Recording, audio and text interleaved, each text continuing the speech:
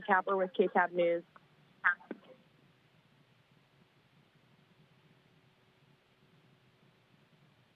The communications manager for ERCOT. I'll go ahead and get started.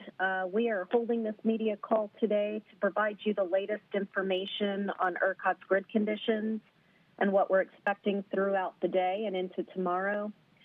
Just before 1:30 this morning, ERCOT entered its third and highest level of emergency operations because electric demand is exceeding available supply. As a result, controlled outages are in progress throughout the state, and this is being done to protect the electric grid from experiencing uncontrolled outages. Our first priority is to restore the system back to normal operations, and the electric industry as a whole is working tirelessly to get the power back on as soon as possible. So at this time, I'm going to turn it over to our expert, our Senior Director of System Operations, Dan Woodfin. And if you would please mute your phones during his comments, we will then open the line back up for some Q&A after his update. Dan? Good morning. As most of you know, this cold weather event is fairly unprecedented, reaching all the way across Texas. As we noted in the media call yesterday afternoon, going into the event, we had a significant number of natural gas fueled generating units that were unavailable due to restrictions on the gas system, and we had some wind turbines that were out due to icing buildup. We also expected the demands on the system would be very high due to this unprecedented cold weather across the entire state. Due to the unprecedented cold weather, we did reach a new winter peak demand for electricity last night between 7 and 8 p.m. of 69,222 megawatts. And the demand stayed high even after that peak into the evening hours as the temperatures continued to drop during the evening. After that peak, beginning around 11 p.m., multiple generating units began tripping offline in somewhat rapid progression due to the severe cold weather.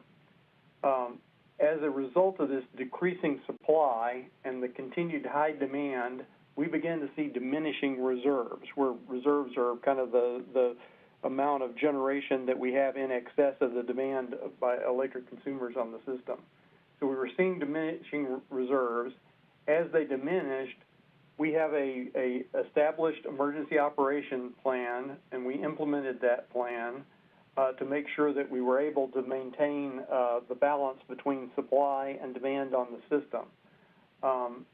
This plan is called our Energy Emergency Alert Plan. It allows us to take advantage of additional resources that are specifically procured to be used only during emergencies. So we use those additional resources. However, additional generation tripped offline as the evening progressed, so that by 1:25 this morning, ERCOT entered its third and highest level of this Energy Emergency Alert Plan. At that point, the electric demand was really just exceeding the available supply. And so we have to maintain balance of the supply and demand on the system in order to maintain the reliability of the system as a whole. And so if we don't have more supply, the only thing we can do is start to reduce demand on the system. And we implemented these controlled outages that are currently in progress. The way this works is we determine how much reduction in demand is needed to maintain that supply-demand balance, and we tell the transmission owners around the state how much reduction we need, and then they determine where and how to implement those reductions on their systems. Each transmission owner has a load ratio share of the amount of demand that they need to reduce. So if we say we need to reduce 1,000 megawatts on the system, and one of the transmission owners has 20% of the load on the system, then they have to figure out how to reduce the load on their system by 20% of that amount that we say that we need to reduce. At the highest point, we've asked the transmission operators to reduce 16,500 megawatts of load. As I mentioned earlier, the primary driver of that is that we have almost 34,000 megawatts of generation that's been forced off the system, either prior to the event or during all these trips that have gone on.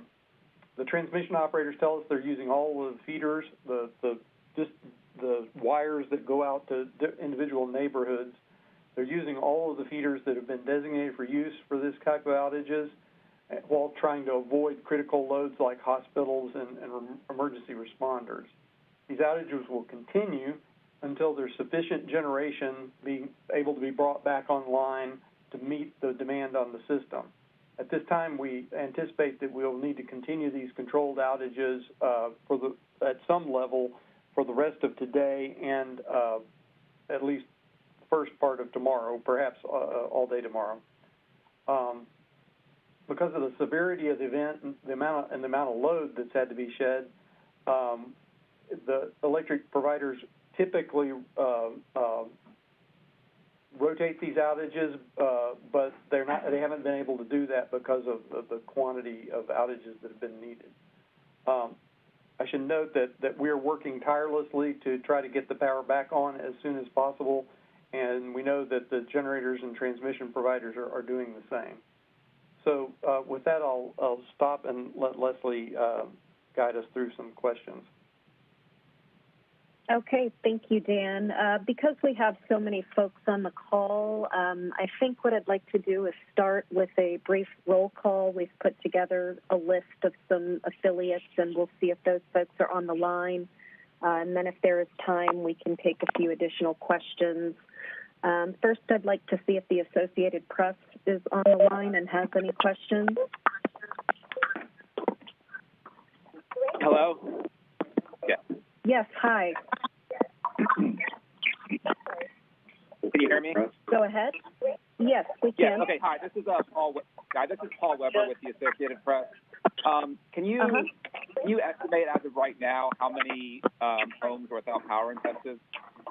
All right, that was an ERCOT spokesperson talking about the ongoing issues with the power grid. We're going to have more about that. Plus, we're going to have a check of traffic and the continuing conditions. If you are not asking a question, if you could please mute your line, please. We have some feedback coming in. Dan, I think the question was how many homes have been impacted? Just want to explain what's going on here. As you can probably tell, we are listening in on this phone conference, but there are reporters from all over the state.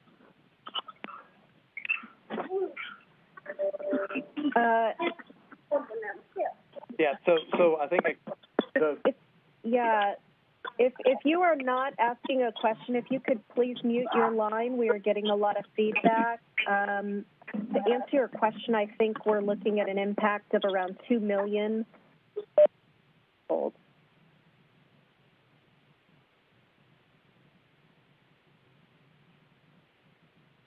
Associated Press to get these questions answered. Yes. So it sounds like we're working through that process. Let's go back now and see if we're any closer.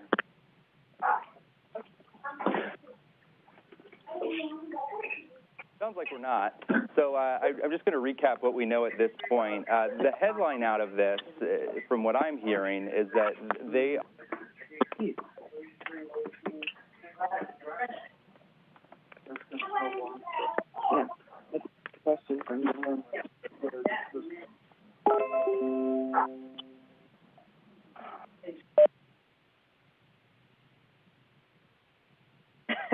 So we're coming through the call. We did answer a question from the Associated Press. Did you have any other questions before I move on to the next affiliate?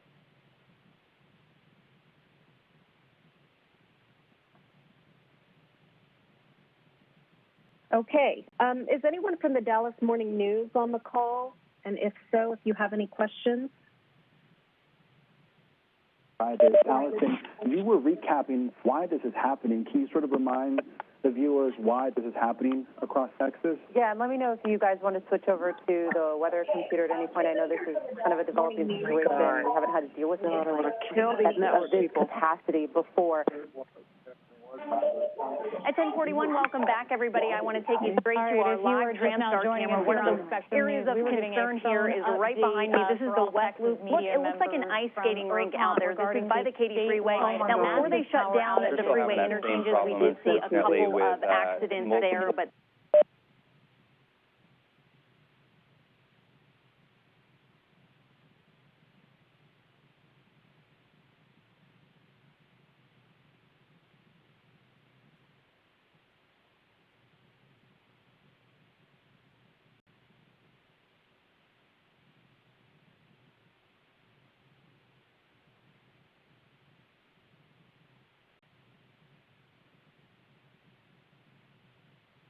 Can you all hear me? Hello? I can hear you. Okay, excellent. Yes, ma'am. Let me move on. Is anyone from WFAA on the phone and would like to ask a question? Can you hear me? Can you hear me? This is William Joy with WFAA. Yes, okay, hi, great. William. I promise that wasn't us. Please go ahead. Yeah. Oh, boy. So, okay, go ahead. So for starters, I just want to clarify. You said overnight it was the supply went down, and that's what led to the EA3. But what led to the jump from these 15 to 45-minute intervals to outages that are now lasting several hours? And then I just have one follow-up question after that. Yeah. So when we went in, going in yesterday afternoon, the primary things that we were concerned about was the very high demand, the loss of generation, the unavailability of generation due to gas supply, and the unavailability of some wind turbines due to icing on the turbine blades. And so those are the things we knew we were going to have going into the evening. We did have a high demand. We did have we were able to get through that without going into EEA. And then as the evening progressed, we started having these other generators that tripped offline because of the cold weather. Because of the number of generators of this type that tripped offline, in addition to the ones that were already available, and the fact that we had a continued high demand all night, as more generators tripped offline, we had to implement more of these controlled outages to protect the system as a whole.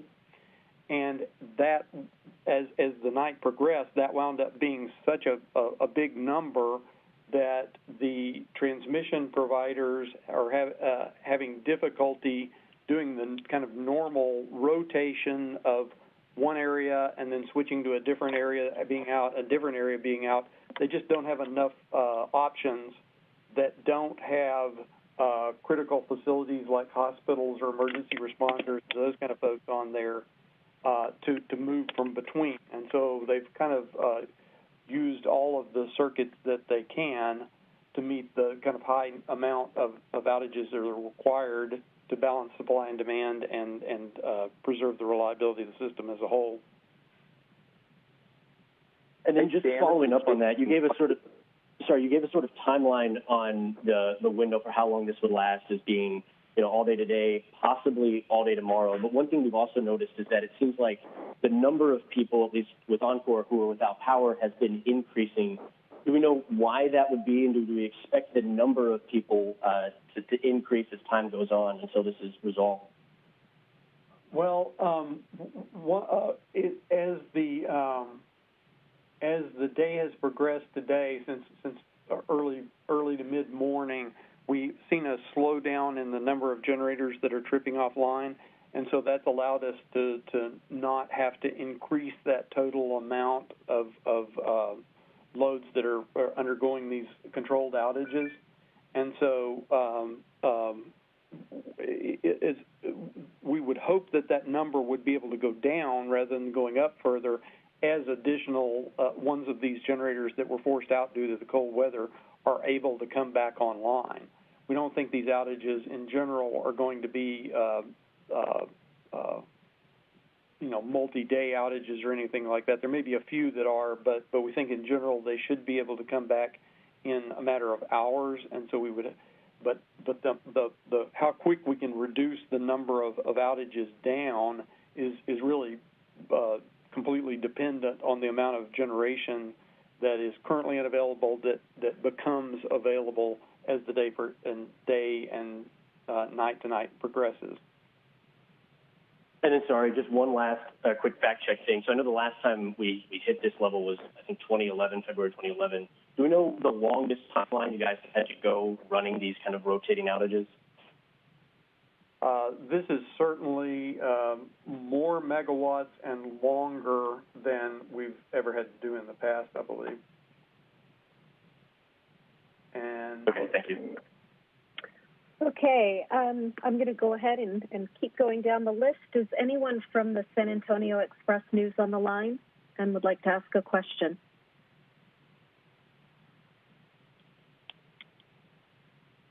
Okay, what about the Houston Chronicle?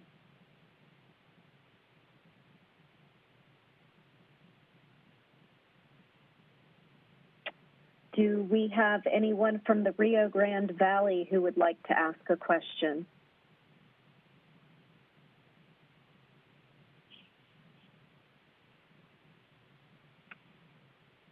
Okay, anyone from the Austin American Statesman?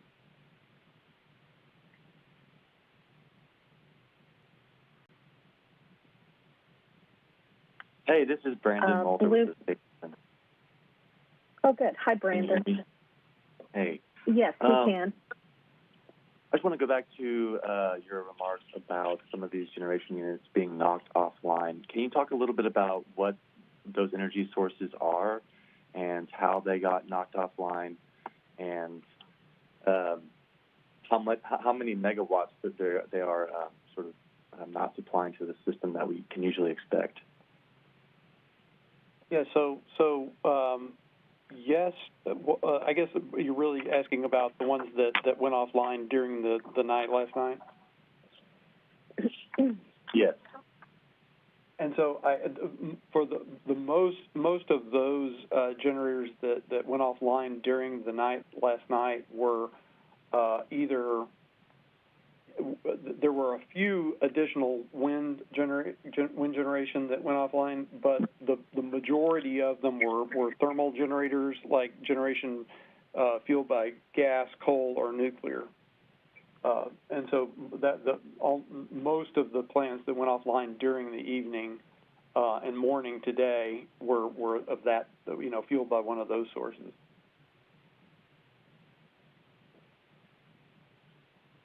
And we don't know exactly why they tripped offline yet.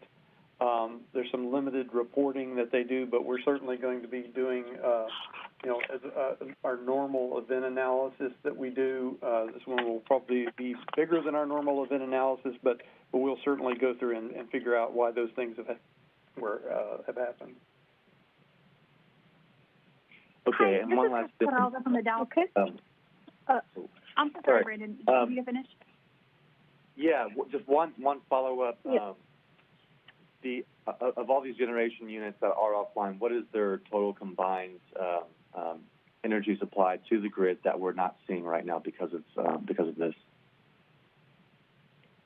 Yeah, so we've got kind of a mix of wind generation, and so that would be more of an installed capacity number, and the thermal generation, which is also more of an installed capacity number.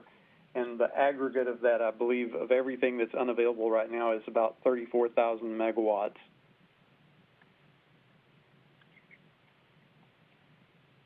Okay, thank you.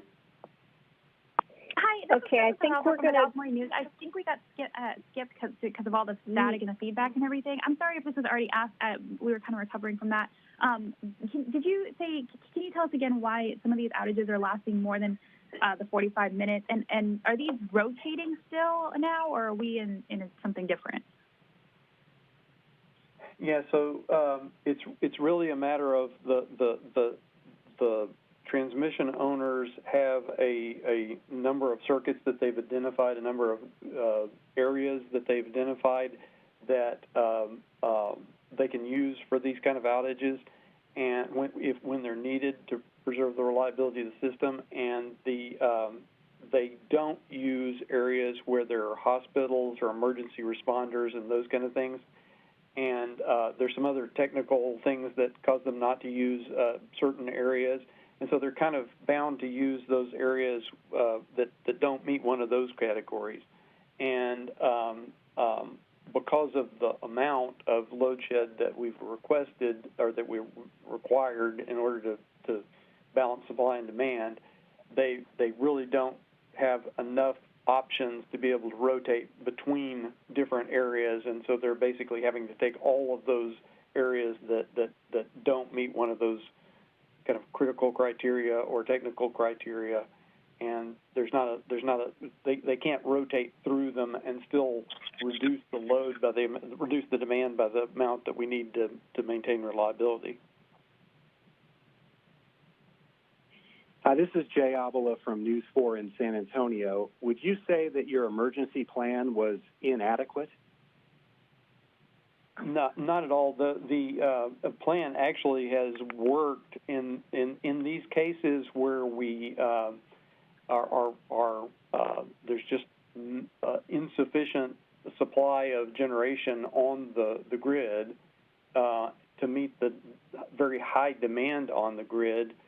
The plan is intended to preserve the reliability of the grid as a whole, make sure that we don't have worse problems than these kind of outages. And so it is done exactly that, and we'll continue to do it. Hi, this is Claire McInerney in Austin at KUT. I just want to follow up, though, on what you think, because I think with so many people out of power, they want to know the answer. If they're out of power right now and they're part of a rotating blackout, does that mean it won't come back on? But if it's out, they're probably going to stay out.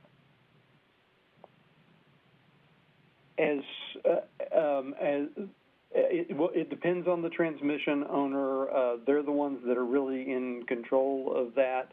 But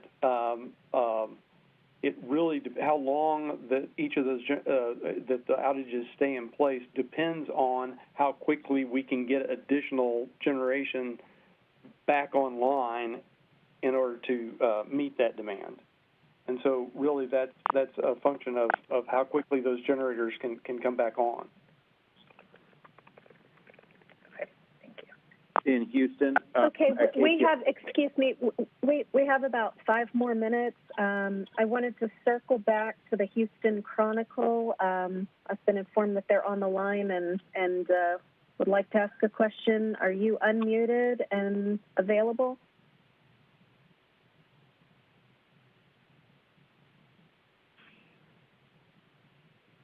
Okay, it sounds like they're having trouble getting through. Okay, if you want to go ahead, like I said, we've got time for probably 2 or 3 more questions. Could you elaborate on the... wanted to know, what more could you have done to maybe make it, to plan ahead for this, given that we knew this was coming, such that more than 2 million people wouldn't be without power right now?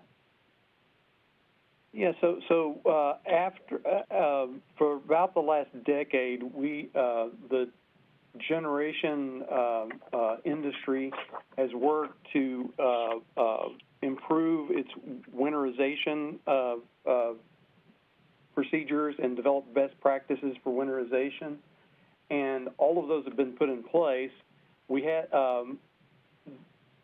this weather event is really unprecedented. We all who are living here know that. We're seeing temperatures and wind chills, and I've even heard of blizzard conditions that are well beyond anything that's really happened within my lifetime, for sure.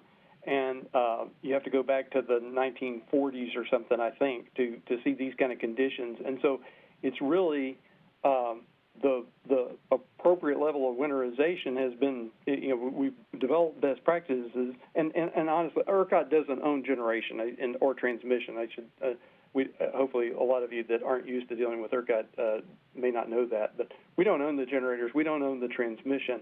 We are responsible for coordinating the market and preserving the reliability of the system as a whole. And so but we have tried to work with the generators to develop these best practices for winterization. They have been put in place, but this event was well beyond kind of the design parameters for a typical or even an extreme Texas winter that you would normally plan for. And so that's really the result is what we're seeing today.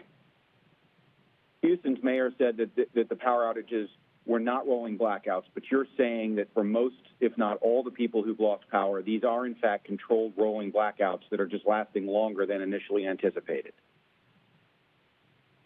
Yeah, I guess I would say they began as rotating outages, but they've become longer than. Yeah, that's probably right.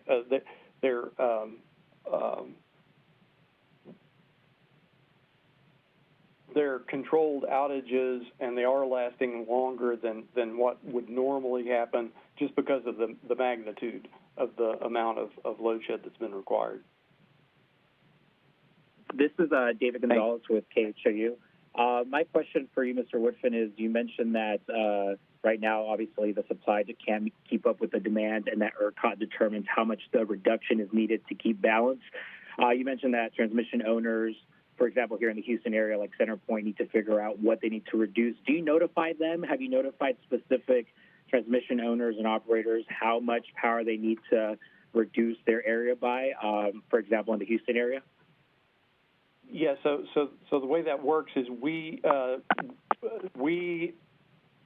determine the aggregate amount that's needed across the entire grid, and there are each of the transmission owners knows in advance, so that we don't have to tell them on the fly what percentage of that total reduction that they are responsible for, and so we don't really have to coordinate with them on that kind of thing, but we are in contact with them constantly. That's part of our role, is to coordinate between all the different market entities and transmission owners. And so we've been in contact with CenterPoint, Oncor, all of the transmission owners on a almost constant basis during this event, as well as coordinating with government agencies, the State Operations Center, and other folks that need to know the information, and to make sure that it's getting out to the right people that need to know it. If you have time, there was a lot of feedback at the beginning. There was a lot of feedback at the beginning of that press. So could you go over those numbers one more time that each transmission or that the whole system needs to go down by?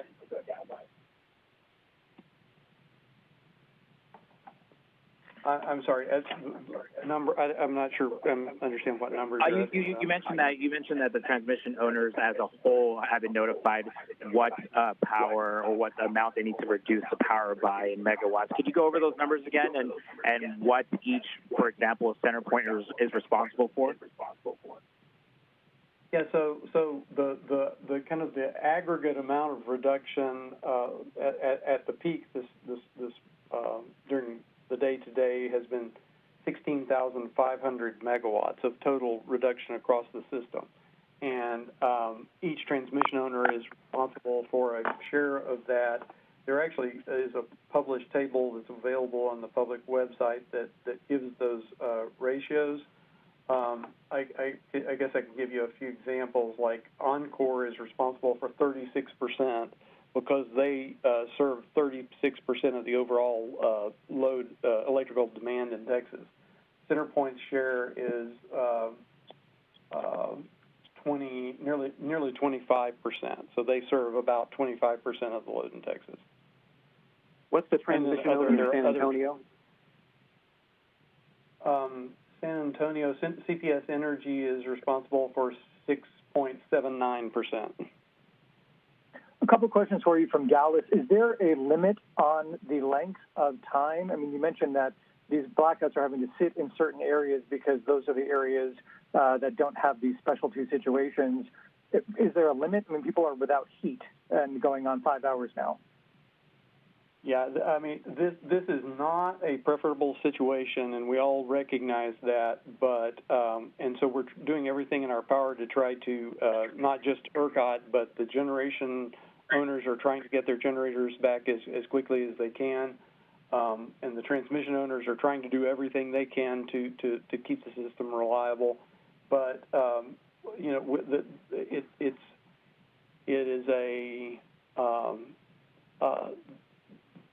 so we're trying to reduce the length of those outages as much as we can, but we also want to make sure that we preserve the reliability of the system as a whole, make sure that the system as a whole continues to operate so that when we're ready to bring those loads back, we can do so quickly once we've got enough generation to meet that demand.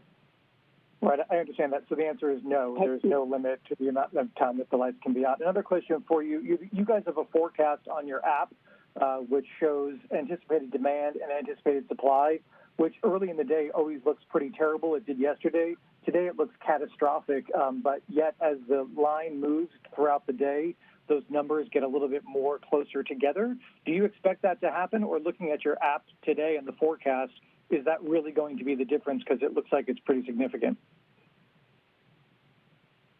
Yeah, so for the forecasted numbers, we're that uses the for the forecasted demand, that uses the amount that does not include the curtailments. The current capacity assumes the amount of generation that's available, and we don't know as far as what the generators have told us when they believe they're going to bring these units back. And to some extent, they don't know how long it's going to take to get some of the generation back. And so that's what you see reflected in that the capacity line. As they determine how much generation is going to be able to come back, that line may shift up. This 34,000 megawatt loss that you referenced, could you just put that into perspective for us? What is that? How does that compare with what we normally have? Hey, Dan, that'll have to be our final question. So once you're done responding to that question, I'm going to go ahead and conclude the call. Okay. So under normal winter conditions, we would assume that we have something along the order of 9,000 megawatts of thermal generation out. And then wind and solar gets calculated a little differently in that we don't count the installed capacity from a planning basis. We count how much is expected to be that those generators are expected to be producing during peak conditions. So it's not the complete apples to oranges. It's not a complete apples to apples comparison. And under worst case conditions, the thermal generation would be kind of during kind of 95th percentile type outages. The thermal generation would be more like 14,000, I think it is, out. But once again, that doesn't include the wind and solar, so it's not really an apples-to-apples comparison. So I can't really answer your question off the cuff, sorry. Yeah. So I know everyone has a lot of questions, and we hope we've answered many of them. We do plan to hold another media call later this afternoon. Once that is put together, I will issue an advisory so you have that information. And also just to remind you that the best way to monitor real-time updates from us is by following us on Twitter. Our handle is at ERCOT_ISO, and you can also download the ERCOT mobile app for real-time updates. And we have also created a winter weather event page on our website, and that's where we're posting our official communications related to this weather event. So thank you all for attending, and we will likely speak with you later this afternoon. Can you spell Dan's name?